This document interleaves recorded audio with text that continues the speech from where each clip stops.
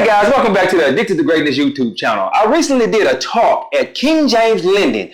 It's a local real estate meetup. I go there every Wednesday, and he asked me to speak. And I spoke on the lacking poverty mindset. The lacking poverty mindset and what I did to eliminate that lacking poverty mindset and go to a mindset of prosperity and abundance. Guys, check this video out.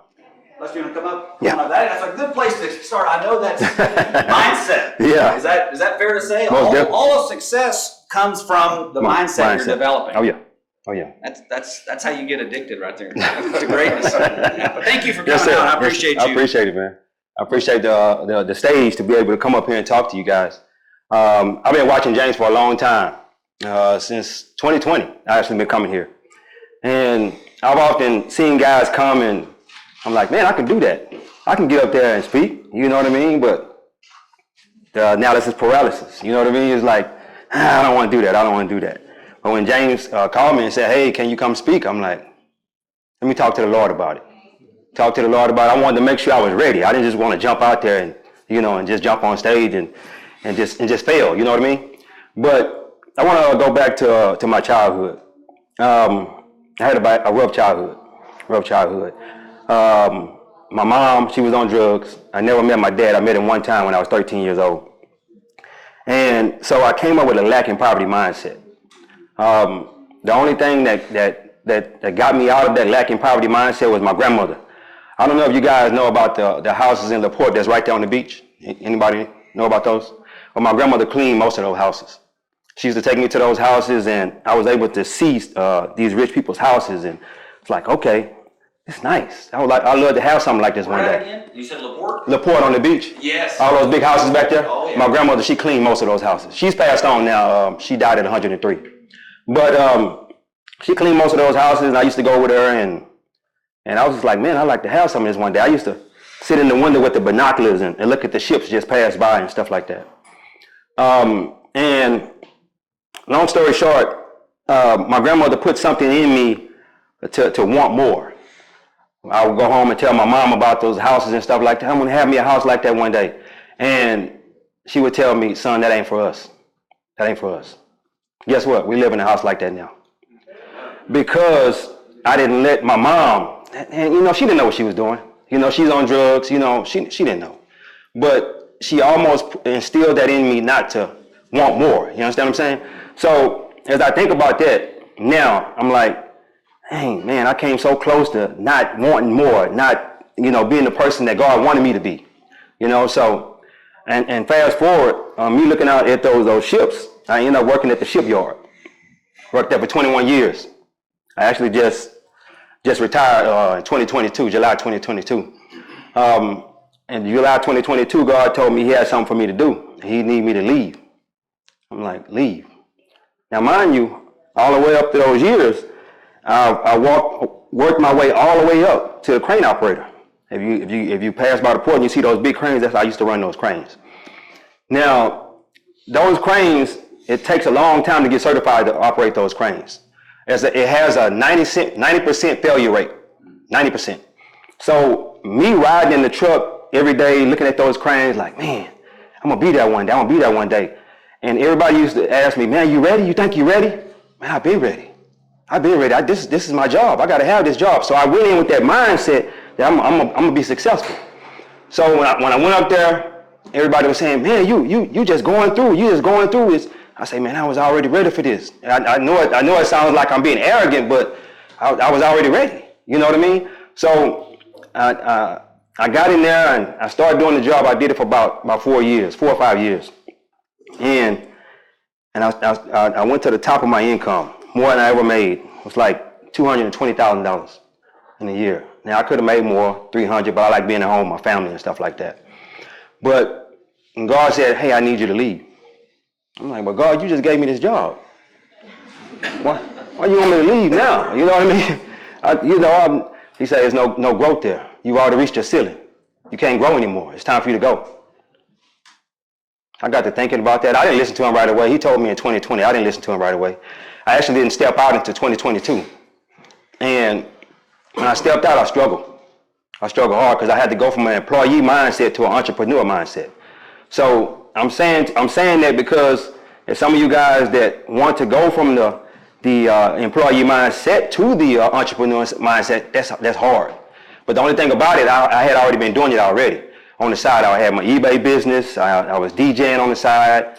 I was selling all kind of cologne, shoes and stuff like that. So I was already had a entrepreneur mindset, but doing it full time, I didn't have that mindset. I didn't have that mindset. So, long story short, I started trading in the stock market. I was going to be a day trader. I said, I'm going to make $1 million a year day trading and this and that. Struggling hard. Lost a lot of money.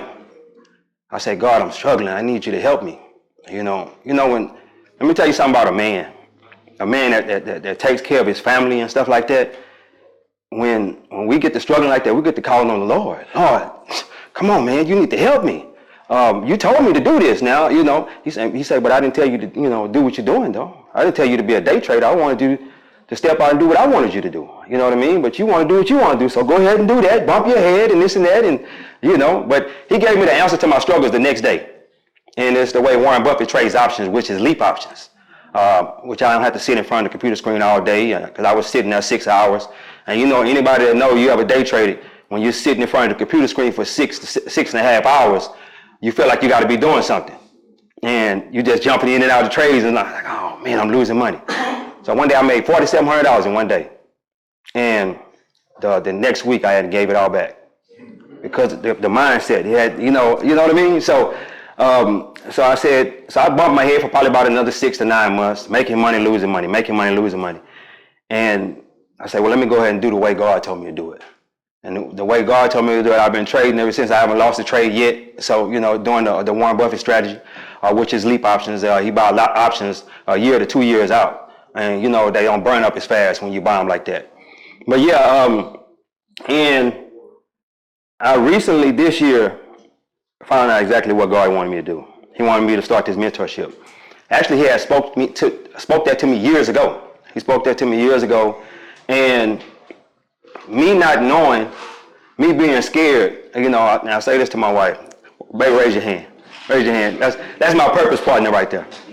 2.5 years ago, we started a YouTube channel. I wouldn't even talk. She had to beat it out of me, basically.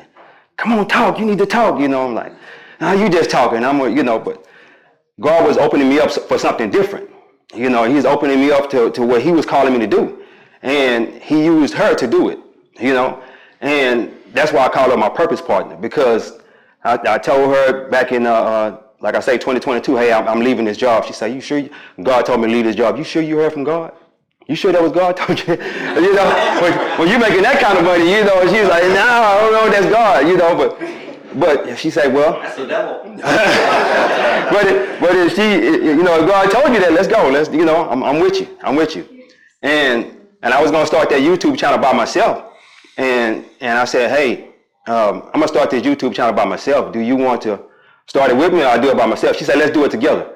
And I'm glad she said, let's do it together, because she was able to bring me out of my shell, and bring me from that like I say, I had a lacking poverty mindset as a child. So I was able to keep reading information. Now, mind you, I read in the last 5 years, 400 books. I'm a bookworm. I read nonstop. And the majority of the reading I do is on Audible. I listen to books in the car and stuff like that. I haven't even watched TV since 2020. I cut the TV off completely. I didn't know what I was doing. God was getting me ready for what I'm doing now.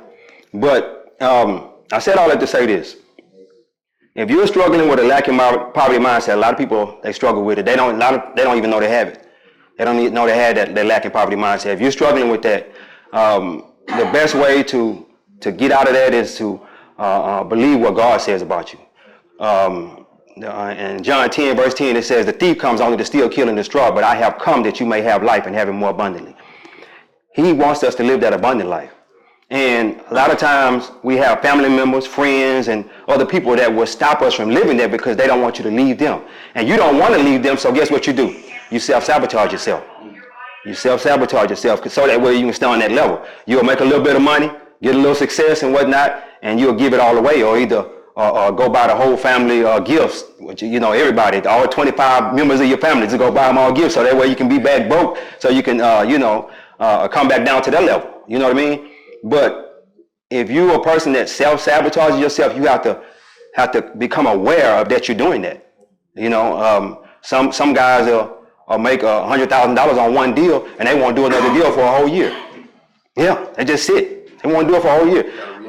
Exactly. You got to keep going because you already got that momentum going. You know what I mean? But that's a lacking poverty mindset because you're sitting on that money and just holding it in your pocket, holding it in the bank, and keep spending, and then it's gone. It's gone. Now you got to go. Now you got to go find another deal. You know what I mean? So it's imperative that you get a hold of that lacking poverty mindset. And as you get hold of it and become aware that it's there, then you'll be able to come out of it that much quicker. James, you have any questions? Yeah. What about if you don't want, like your mom, for example? Yeah. Did you feel like she ever overcame that? Did she want to? Nah. She passed it when I was 18 years old. She died of AIDS. Yeah. I think she may. Let me say this. My mom went in and out of drug rehabilitation about 6 times. Yeah. So she tried. But the monkey that was on her back, it just kept calling her back. So she was never able to break it. And while me and my sister, while my mom was in drug rehabilitation, my sister and I was at my grandmother's house. So my grandmother pretty much raised us. Yeah, but she tried. It didn't work. It didn't work. Yeah, it was too strong. It was too strong on her. You know. So you had a good grandma. Yeah. But what was the difference between how your grandma raised you and how your grandma raised her? What happened with her along the way that made her get into that? I think it had to do with something with my dad leaving. Because my dad asked my mom to have an abortion. And she wouldn't have the abortion. So my mom went downhill after that. You know, and she kind of just, you know. She probably started hanging around. Yeah, hang around the wrong people. You know, and back then that was when the crack epidemic, you know, was up there. You know what I'm saying? So start hanging around the wrong people and just, you know, going down the wrong road. And you know that's a never-ending rabbit hole. You know, once you start. I remember one time when me and my sister, just to give you an idea of the situation, me and my sister, we was going to a dictionary that we were reading, and she had a crack cocaine inside the dictionary. So we opened, she's like, "Mama, what's this?" She hurried up and took it out and went in the room, got high, and come back out, you know, and this and that. But that's to give you an idea of, you know, the environment that I came up in. So in order, you know, for me to go from that to be where I am now, man, complete 360. I made a post one day. Yeah. And it said, does a crack addict wake up every day and say, I'm broke, I'm not going to get high today? No. Now they go find it. The crack addict will get out there and hustle. Yeah, they're going to go find it. Say, wherever you got to be successful, you got to pretend like you're a crack addict. Yeah. Yeah, I remember so many times we were getting food stamps and she would go sell the food stamps. Yeah. And, you know, go you know, support her addiction and stuff like that. I think the difference is, you know, when people throw a label on us, we can either put it on and wear it, or we can reject it. Exactly. You rejected those naysayers, and you went for it. I think what the turning point was, like I said, when my grandmother took me to those houses and I seen those houses. We used to go to River Oaks as well. She worked in River Oaks as well, and I used to see those houses, and that set something off inside of me. And I'm going to open a senior living facility in her name because of that, because she brought me to something different, you know, showed me something different. Now I went to her house every single weekend. My grandmother, I went to her house. So basically she took me from that environment that I was in, even though it was just for the weekend, I was able to see something different than just that weekend. You know what I mean? So, and as I sit back and think about that really played a big part as well. As far as changing, because I got in a lot of trouble. I was stealing cars at 14, 15 years old. God had a plan, or had a purpose for my life though. And as I sit back and I think about that, all of my friends that I grew up with, they're either dead or in jail or they just don't want nothing. You know what I mean? So it's kind of funny that against all odds, I will be able to come through that. So that's why when God told me he needed me to step out, I'm like, okay. I didn't hit my ceiling here. I need to go do something different. And what God revealed to me is that in this business, I'll never stop growing. I'll always have to keep growing. People gonna always be bringing information to me. I'm gonna have to learn that information and stuff like that. It's so interesting to see. You could have 100 people go into River Oaks and all have a different perspective. Yeah. Some that would inspire, some that would intimidate, some that would do nothing. Right? It's just fascinating. Yeah. What do you think it is? Is just some people are inspired, capable of being inspired? I'm inspired every time I go to River Oaks. I took my wife to River Oaks for her birthday. That's a crazy place to spend your birthday, huh? Oh, around? Yeah, I took her to River Oaks. We went to some. She wants an 8,000 square foot house. I'm like, man, 8,000 square foot. I was okay with 6,000. I'm like, okay.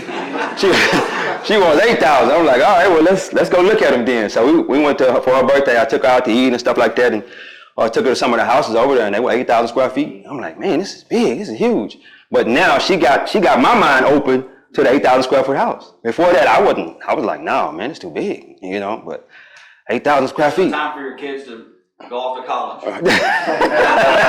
Well, they're 73, so they'll be able to enjoy it for a little bit. You know what I mean? So yeah, but man, it's just the thought of that. Like you said, some people just go through there and they're just going through there just to do a job, maybe cut some yard or something like that. They never get inspired by the houses, but I was inspired, man. I was inspired. It's easier to stay in a state of comfort than it is to get out of that. Oh yeah. To change. You have to get out of it to change. Yeah. So people stay in their comfort zone because that's what they know is what's comfortable. Yeah. They won't venture out. They don't want to know anymore. I'll tell you something else though. What's that saying? Who are you and whose are you? Yeah. That? Yeah. When you're being powered by something, by belief and faith. Oh yeah. Right? So you can look at that and say, that I can obtain that. That's very doable. Oh yeah. Yeah. But that's a belief in yourself, believe in God, and what you're capable of.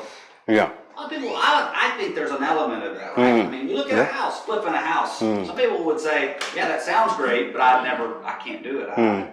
Exactly. The other guy would look at it and say, okay, who do I need to know? What do I need to know? Yeah. Who do I need to get around? Exactly. That's a very different mindset. Who, not how.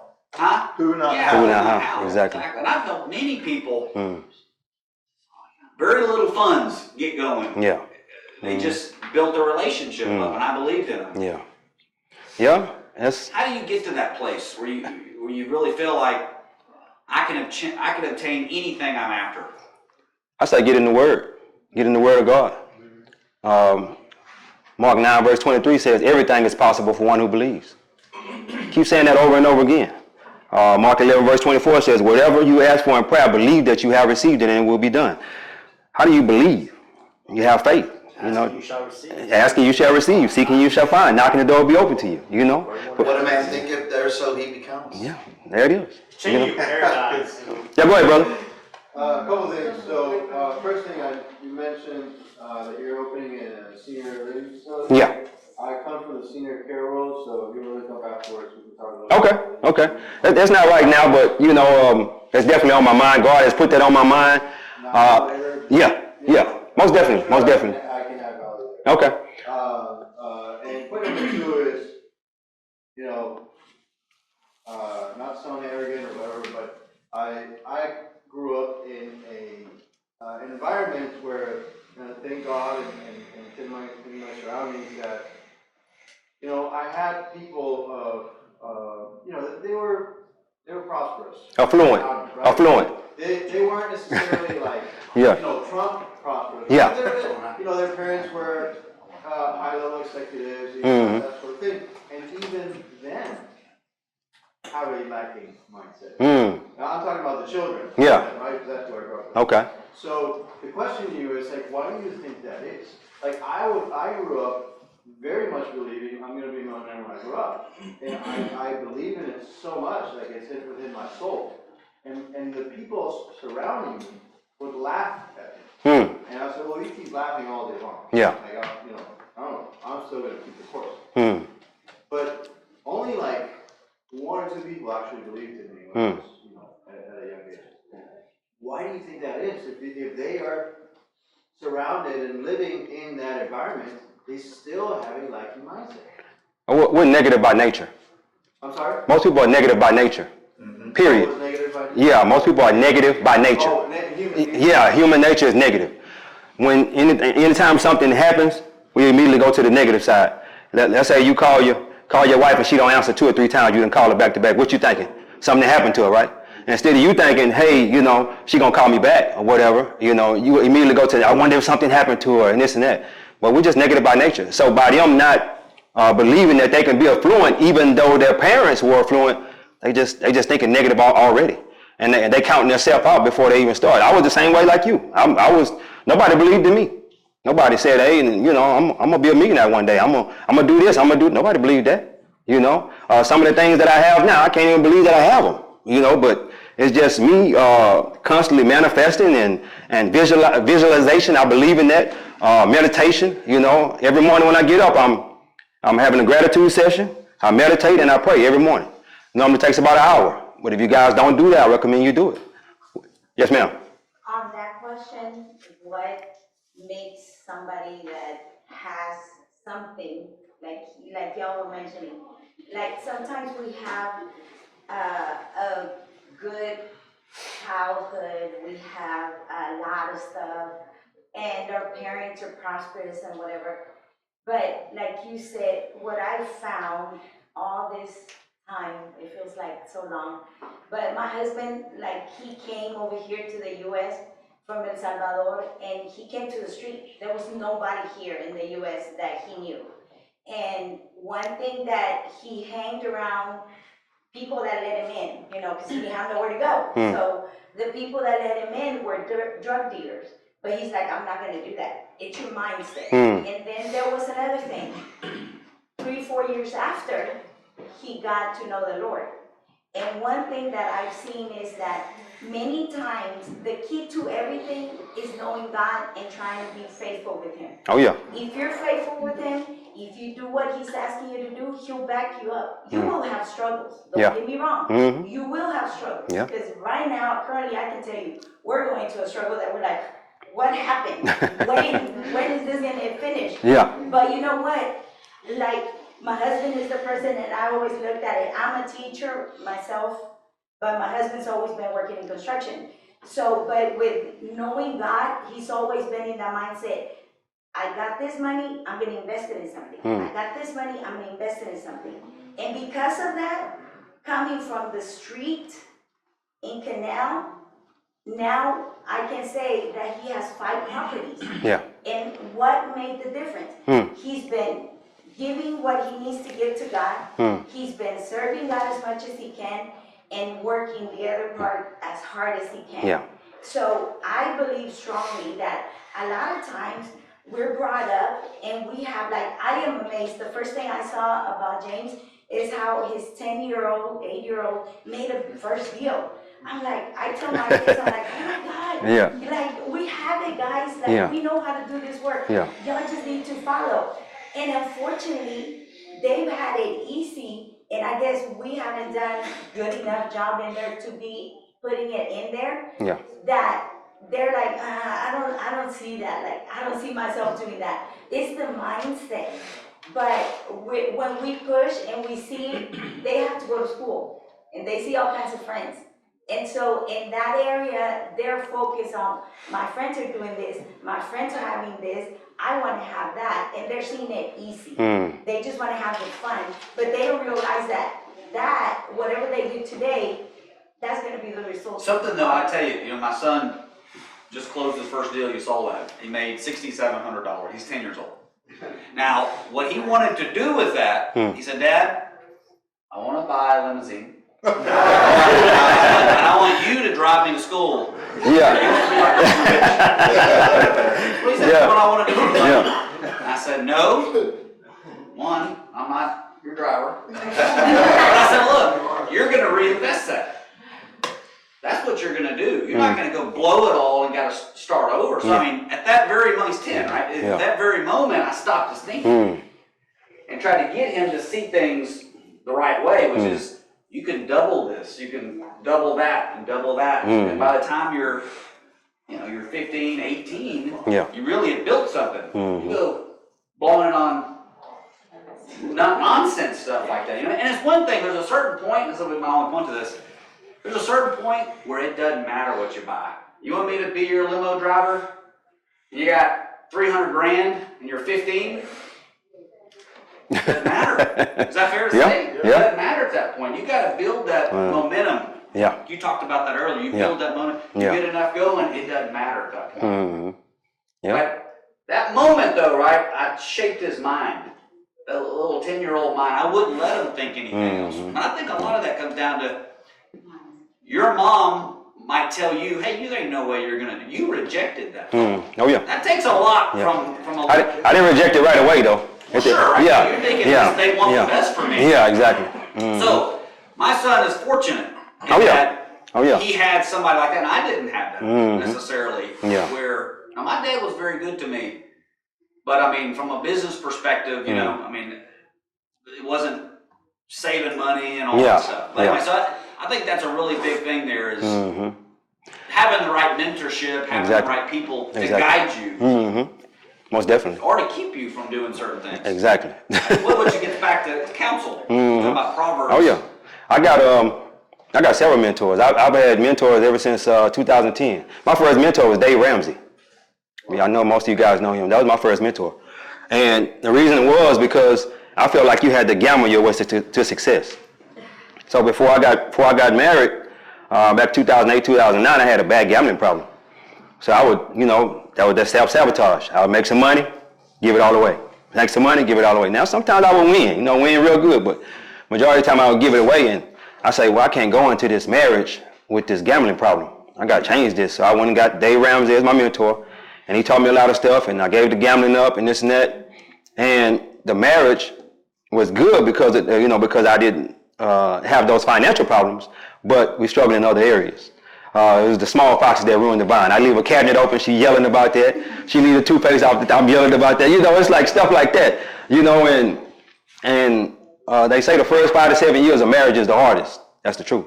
That's the absolute truth. Our marriage didn't start blossoming until after 7 years. So if you one of those people who keep getting married over and over again, you're never gonna get to the good part. You're never gonna get to the good part. So might get slowed down. Slow down and evaluate yourself. Let me tell you something real quick. I was praying to the Lord. I'm gonna tell you this book as well. I was praying to the Lord. Lord, you need to change this woman. You need to change this woman, Lord. This book, Love and Respect. Give me that book, man. You want it? You can get it. Love and Respect by Edwards. Y'all check that book out. But I was like, Lord, you need to change this woman. You need to change this woman, Lord. He said, no, you need to change. He said, no, you need to change. I'm like, but I'm good though. What you mean? I need to change. He's like, yeah, you need to change. I was like, okay, well. He said, and he gave me that book. So I went and read the book and whatnot, and I'm like, okay, it opened up a whole new world. You know what I mean? And I started changing. And guess what? Guess what happened? When I started changing, she started changing. Lead by example, right? Lead by example. So when I started changing, she started changing. So I started changing for the better on other things. She started changing. You know what I mean? So anytime you want your wife or your kids or whatever, don't tell your kids you do as I say and not what I do. Don't tell your kids that. Lead by example. Let them see you. See what you're doing, and they're gonna mimic that. Because let me tell you this: kids are gonna follow you. They're gonna follow their mom and dad. You're their role model, their idols. And back to what he was saying about the kids not wanting to be successful. Some of those kids do that in rebellion to their parents. They do that in rebellion to their parents. Their parents may have been hard on them as a kid, and they just want to rebel against them. And they try to go the complete opposite of what their mom, because they know that's going to hurt their mom and their dad for them to be unsuccessful. So that's why they do that, and if your kids are doing that, you got to kind of, There's another side of that too. Yeah. And that is, there's a lot less opportunities for kids that grow up in wealth to be pushed out of their comfort zone. Yeah. And sometimes, parents get busy, they're not following along with what their kids are doing, what they're teaching them. And so they don't learn about building wealth. They just learn about, I want to use wealth. Well, that leads to a dead end, doesn't it? Yeah. And sometimes the parents don't teach them as well. They're building wealth, but they're not teaching the kids how to build wealth as well. One thing I always think about is, I'm putting all this effort, I'm working so hard, I'm doing it for my family, but then am I spending time with my family? Or am I, you know what I mean? What do they say? Love is spelled T-I-M-E. Yeah, that's the truth. And that's one thing I always do with my wife. I always spend time with her. Every Saturday night we were going somewhere to go out to eat or something, or even when we were saving money, we were trying to get out of debt. We would sit in front of the TV on Saturday night. I never let my time at work stop us from, spending time together, spending quality time together. And I really believe in spending quality time with your family. You have to do that. You must do that. Somebody had their hand raised over here. What's up, brother? Just to add to the point that you made, like, because our situations are similar, pretty much identical. Yeah. It's funny we just connected. But our parents, a lot of times, they had their own struggles. So our parents, even to this day, just where I am, I could call, my mom, and she'll say, "Oh, I'm proud of you, I'm proud of you." I haven't even really done what I want to do. Yeah. All the way, I'm not even where I want to go. But I've done so much already. Yeah. Just coming from where I come from, it's like, oh wow, he's not even expected to do that. Yeah. So I can explain some things to her, and she just doesn't know. We have more information these days than our parents did. Exactly. So we, in essence, we have a bigger selection. Our kids will have more opportunity than we did.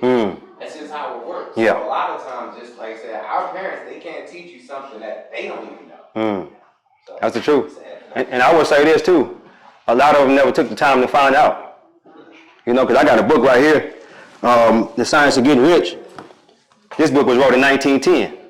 So any one of our parents could have got this book and learned this information. I read this book 100 times. 100 times. It's only 2 hours long. And the reason I read it so many times because I was trying to beat that lack and poverty mindset out of my mind. And this book helped me do it.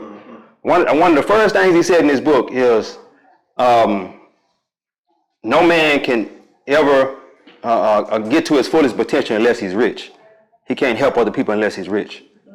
And I threw the book in the corner when I read that.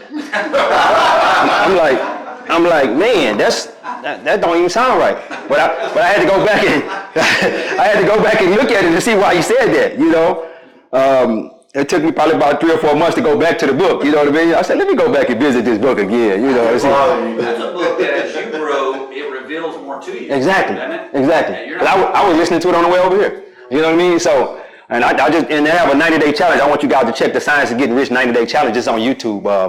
And they'll have you read 4 chapters, which is chapter 4, chapter 7, chapter 11, and chapter 14.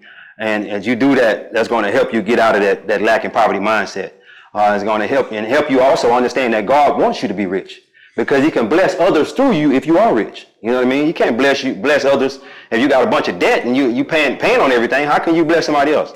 The richest man I've ever met actually got me into this. What he funded churches. So he would be led by the Spirit, and he would just pick people, and he'd buy them a church, or he'd build them a church. Yeah. Free. Yeah. And I said, how do you decide? Like, you got a room here, and I just randomly, you right there, I'm gonna buy you a church. Right? But he would just say, I'm led by the Holy Spirit. Yeah, I'm led by the Holy Spirit. Like that's, you talk about that. What do you do with your wealth? But he's built and funded most of the churches in this entire area himself. Yeah. It's worth hundreds of millions of dollars. I'm gonna tell you something that happened to me recently. It was like back August and November. Actually, I had another Rolex watch just like this. It was a white face. I actually gave it to one of the mentees that's in my mentorship.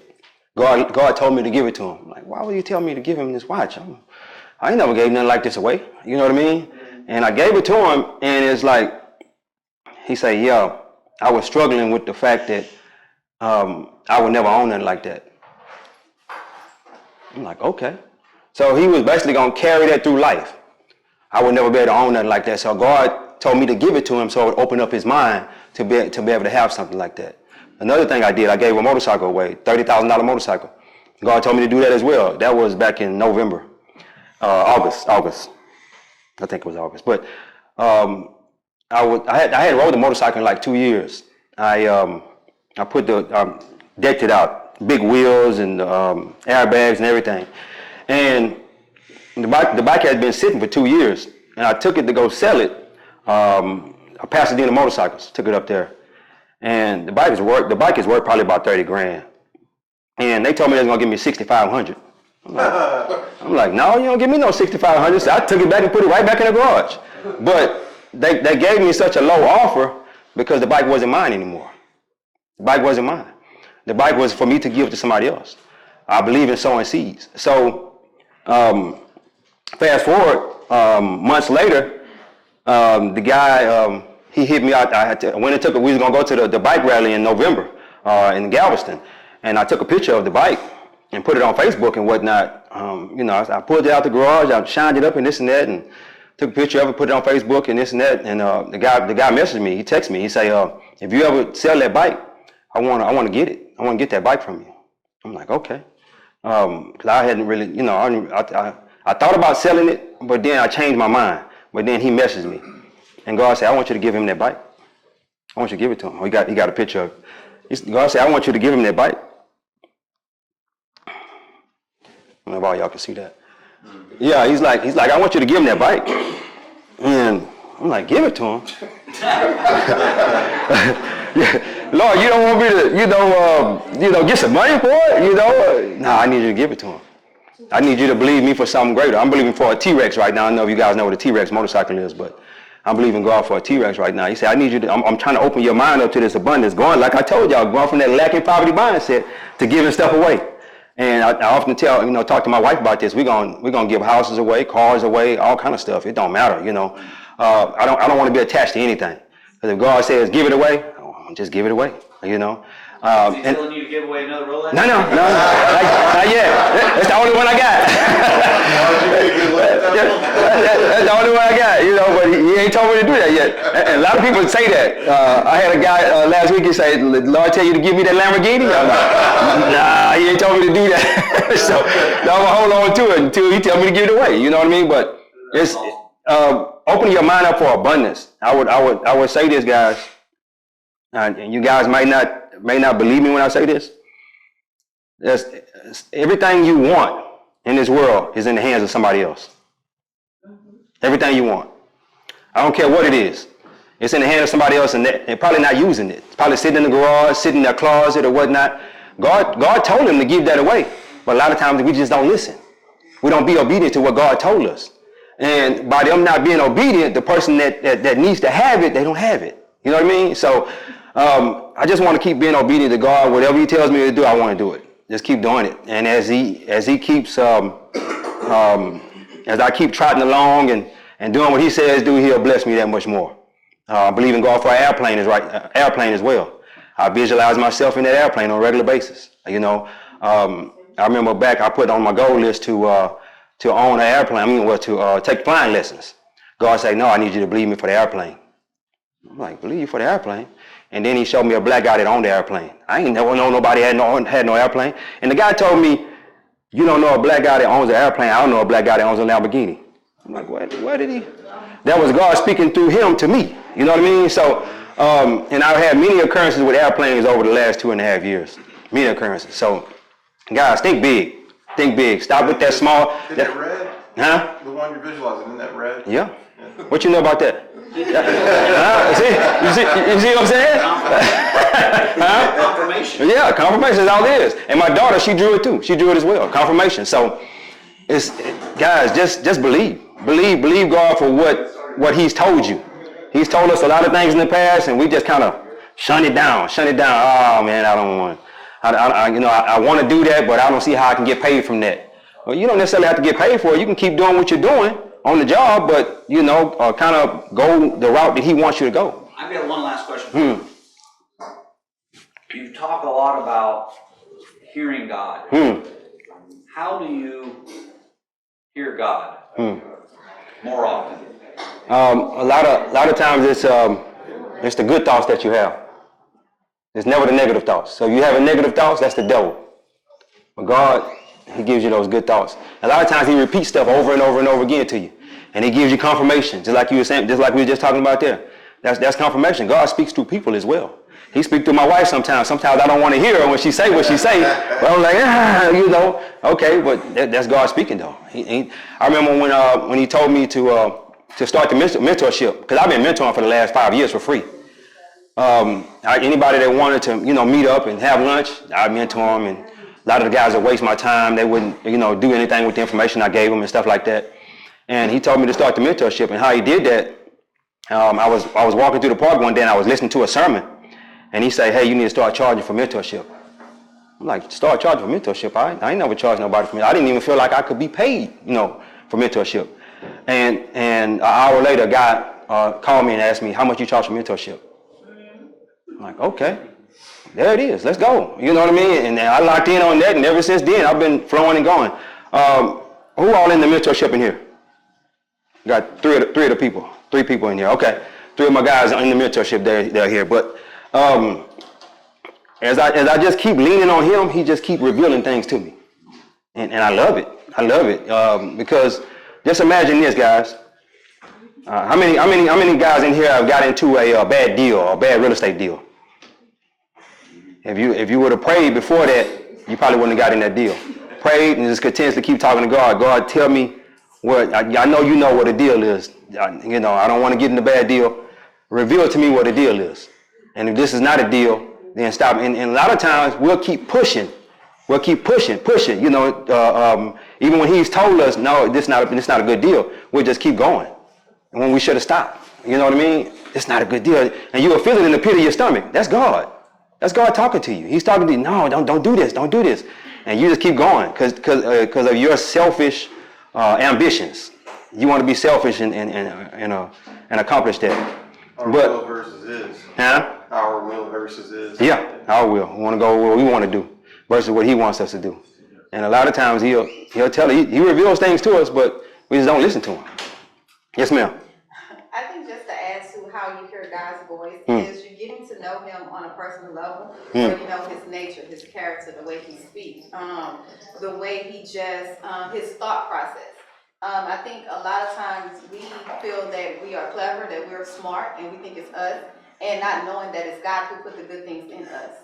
So once you recognize it is God in all things, you're able to hear him clearly, and you're able to understand the way he thinks, the way he will tell you to do things that don't make sense. Yeah. If it's by our nature, it don't make sense to us, but we know it's a good deed, we know it's good in God's eyes, then we know that's God. Yeah. Right? So I think that's to answer that. And a lot of times, I love what she said, that she always, helped me out, with stuff I'll be struggling with and this and that. But a lot of times, it's things that, when he's telling us to do something, it's things that we don't want to do. I didn't want to start a mentorship. I didn't want to start that podcast. I know I wanted to do something for God, but I didn't know what I wanted to do. Recently, I was having struggles with putting my cars. I have, many cars. I was having struggles with putting my cars on Facebook. And God said, you're doing me a disservice by not putting those cars on Facebook. I'm like, okay. So I called my pastor. I'm like, Pastor, man, I'm struggling with this. I don't want to put the cars on Facebook. He said, you're doing God a disservice by not putting them on Facebook. I'm like, man, okay. Now I got to start putting the. So if you start seeing some more content with me with my cars and stuff, that's the reason why, because God told me to do it. And I said that to say this. A lot of times when we don't want to do something, that's God. That's God. And because you're going to have to get uncomfortable to do that. You're going to have to step outside your comfort zone. And when we're supposed to prosper or do something great, that's when the enemy attacks the most. Exactly. Disruption always follows intention. Mm-hmm. Disruption always follows intention. Yeah. So if you go to work out, guess what's going to happen? You're going to get sore. You're working out for the first time, you're going to get sore. You go to read this new book, something comes up where you can't read the book. Your mind just tell you, hey, just go lay on the couch and watch TV. No, I need to read this book. I know this book is going, or go take that course. Something come up, your baby starts crying or something. Some disruption always follows intention. I don't care what it is. You go to how many guys, people in here never did a real estate deal before. Okay. Disruption always follows intention. I'm just gonna say that. I'm gonna keep saying it over and over again. Disruption. But when you decide that you're gonna finally step out and do that deal, disruption gonna come. It's gonna come. That's because the devil wants to block you from doing that. Because he knows you're gonna grow in that process. He don't want you to grow. He wants you to stay right there inside that comfort zone. And as you stay inside that comfort zone, you're gonna, basically just, pretty much wither away, because we're supposed to be always increasing, always learning, always growing. And when we do what the devil wants us to do, there's no growth there. There's no growth inside that. Yeah. That's about it, guys. Anything else? Anybody got any other questions? I got a few other books here. The Richest Man in Babylon. I don't know if you guys read. That's a great book. Richest Man in Babylon. He basically tells you to save 10% of everything you make. 10% of everything you make. The Magic of Thinking Big. I love that book. In The Magic of Thinking Big, he says most people go for the $50,000 a year job. You'll have 100 people, 99 people go for the $50,000 a year job, and the one person that go for $100,000 a year job, he ended up getting it because he was the only one that applied for it. But the majority of people, we think too small. That's what keeps us inside that comfort zone. Prosperity. Great book. Great book. I love this book. I read it probably 5 or 6 times. And last but not least, asking it is given. He talks a lot about the universe in this book. I don't believe in the created thing. I believe in the creator of the universe. But if you can take your mind away from that, you can really be successful with this book. Asking It Is Given by Esther and Jerry Hicks. Great book. I asked God at the beginning of the year, I have 151 goals on my goal list. I recommend you guys to start putting more goals on your goal list. If you only have 10, bump it up to 20. I heard Steve Harvey say, put 300 goals on your goal list. And what that does, it opens your mind up for abundance. And I have 151 there as of right now. And I asked God, I said, God, how can I check every single goal off my goal list? He said, go back and read Asking It Is Given. I had already read it twice already. And 5 minutes of me being in the book, I see why he told me to go back and read that book. But yeah, that's a great book. But guys, that's the end of my speech.